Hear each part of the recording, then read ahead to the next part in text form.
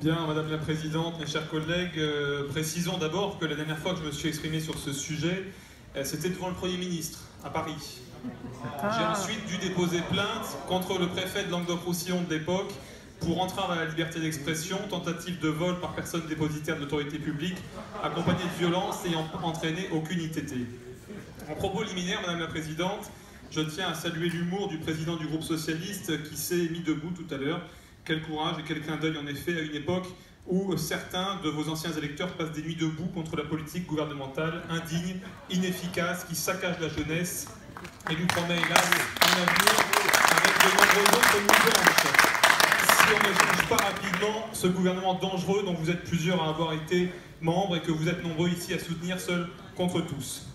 Au lieu de vous occuper d'emploi, d'éducation, de veiller sur la sécurité, vous en êtes donc réduit à faire des vœux tout simplement pour votre nouvelle priorité, les migrants. Alors je cite effectivement ce vœu, vous indiquez donc « L'Europe que nous voulons n'est pas celle de la forteresse barricadée derrière ses frontières, ni celle du libéralisme triomphant et de la compétition de tous contre tous. L'Europe que nous voulons est une Europe ouverte, une Europe de l'entente et de la coopération entre les peuples. » Vous dites aussi « Notre région a par le passé mis en place un plan d'urgence.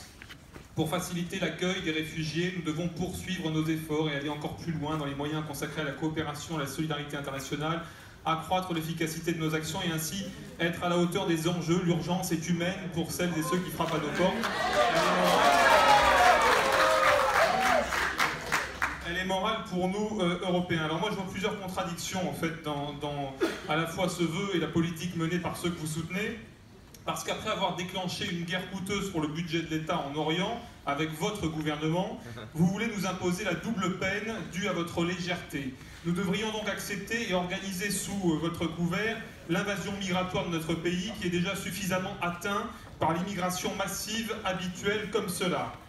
Alors que le chômage augmente, que des centaines de quartiers sont en France des zones de non-droit, caches d'armes, de kalachnikov, plaque tournante de la drogue, alors qu'à cause de votre politique d'immigration, des jeunes Françaises vont mener le djihad en Syrie et que de nombreux collégiens et lycéens ont refusé de respecter la minute de silence pour Charlie Hebdo et pour nos Français tués, ne trouvez-vous pas votre attitude démagogique et irresponsable? Les Français attendent autre chose de leur gouvernement, de leurs élus régionaux, et je demande à tous ceux qui envisagent d'accueillir toujours plus d'immigration d'organiser un référendum. Organisez un référendum, madame, au niveau régional, vous verrez les résultats. Bien loin des sondages pipeaux, vous constaterez ainsi que les Français n'en peuvent plus de l'invasion programmée de notre pays et qu'ils ont honte de ceux qui sont réunis ici aujourd'hui.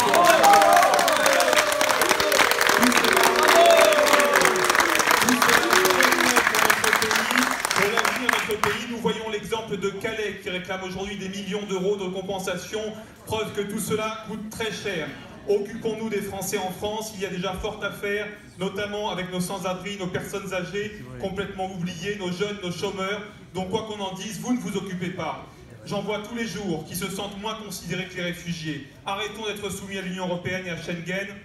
Si vous et votre gouvernement culpabilisés d'avoir fait la guerre dans ces pays, démissionnez de vos fonctions et cessez d'en rajouter, alors qu'on sait que certains des organisateurs des récents attentats ont passé nos frontières dans ces conditions, pourquoi ces gens devraient-ils être accueillis? Votre ambition n'y a-t-il pas de pays plus proches de la Syrie et à la civilisation commune pouvant accueillir ces gens dont vos amis politiques ont contribué à détruire le pays en faisant la guerre? Et j'en termine, votre ambition, madame, est-elle d'offrir à vos enfants et petits-enfants, à notre peuple, des mini-Calais dans toute la France? Quand on voit les effets de Calais avec des personnes âgées qui n'osent plus sortir, des gens qui ne laissent même plus leurs enfants sortir jouer dehors.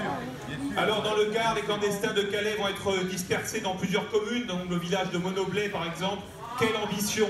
Avec le Front National, nous ne voulons pas de cela, madame. Et nous faisons un vœu dans l'intérêt de notre pays, celui que votre vœu ne se réalise pas. Avec Marine Le Pen, les Français savent qu'ils peuvent compter sur nous et sur nous seuls pour défendre leurs intérêts.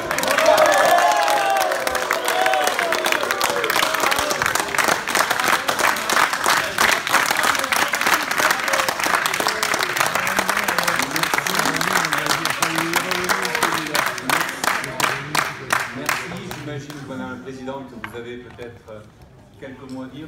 Non. Ce sont pas les idées de l'extrême droite.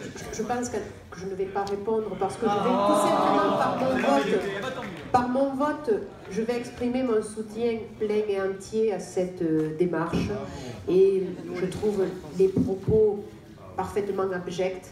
Et donc, je pense qu'il faut garder de la dignité et de la hauteur.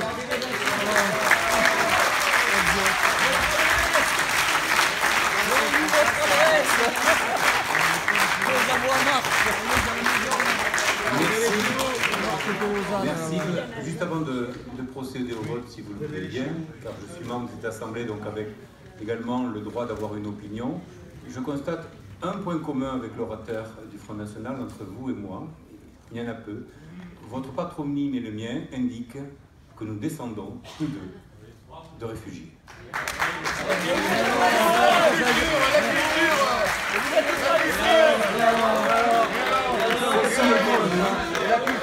Ceci étant dit, je vous propose, ne voyant pas de nouvel orateur, je vous propose de procéder au vote de cet ultime vœu. Le vote est ouvert pour ce vœu numéro 3. Je ne peux pas voter 3 fois là, comme ça.